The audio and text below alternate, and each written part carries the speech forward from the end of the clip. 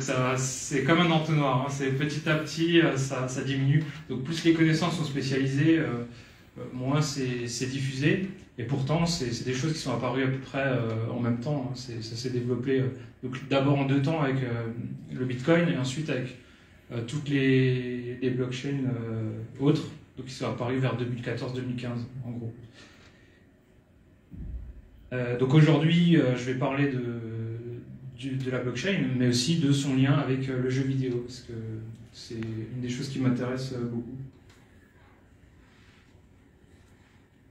Excusez-moi, je vais juste mettre un petit timer pour ne pas déborder trop. Donc en fait, on va diviser la présentation en des éléments de compréhension. Donc je vais faire un petit speech pour mettre tout le monde à niveau. Et ensuite, il y aura des questions-réponses, donc avec toutes les questions que vous pouvez vous poser.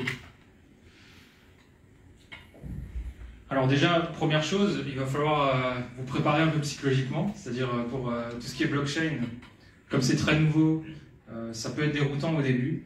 Donc il y a quelque chose qui est assez important et que peut-être les gens ne se rendent pas compte, c'est que de base, on utilise énormément de concepts dans la vie, c'est-à-dire on généralise les choses, on fait des catégories, etc. Et en fait, c'est comme ça que l'on comprend le monde.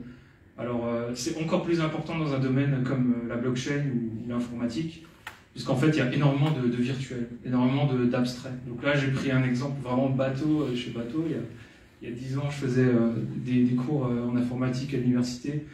Donc je donnais déjà cet exemple. Pour moi, c'est un peu la base. C'est-à-dire que vous avez des choses que vous connaissez, et petit à petit, vous allez faire des généralisations. Donc une poire, par exemple, ça partage beaucoup de caractéristiques avec d'autres fruits. Du coup, on imagine qu'il y a une catégorie fruits. Un fruit, on peut imaginer que c'est un aliment, voilà, ça se mange comme d'autres aliments, etc., etc.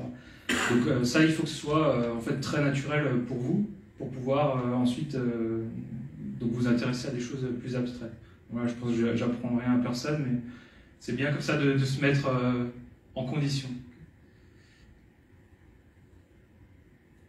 Donc moi au début, enfin quand j'ai découvert la blockchain, donc c'était il y a pas mal de temps, je voyais ça vraiment aussi comme, de l'extérieur, hein, donc comme la plupart des gens via les médias, etc. Après, il y a énormément de choses qui ne sont pas évidentes et qui ne sont absolument pas partagées par les médias. Donc c'est bien en fait d'être curieux, c'est bien de faire les recherches par soi-même, de lire donc quelles sont les origines de la blockchain, d'où ça vient. Et c'est seulement comme ça qu'en fait vous pouvez vous faire une vraie opinion. Donc au début c'est un monde un peu comme ça, abstrait, un peu mystérieux, un peu à l'image de cette œuvre d'art là que je voulais représenter.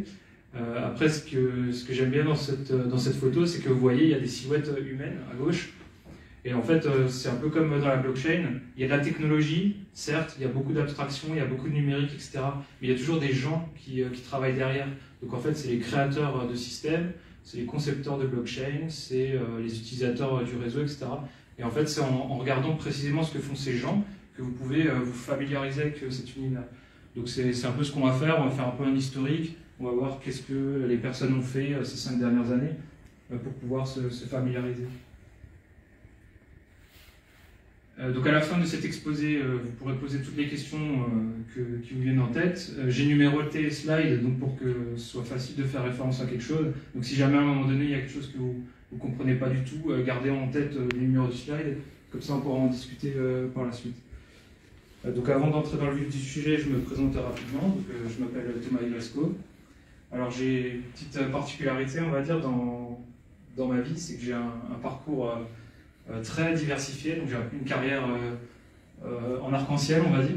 J'ai commencé il y a très longtemps à m'intéresser à l'informatique via les jeux vidéo, et après il y a eu toute une évolution où en fait j'étais guidé par la curiosité. Donc c'est peut-être un peu comme les gens ici qui sont étudiants encore à EPITA. Vous commencez par quelque chose et après vous ne savez pas trop où la vie peut vous mener. J'ai fait un passage par une carrière, enfin un début de carrière de chercheur en informatique, ce qui facilite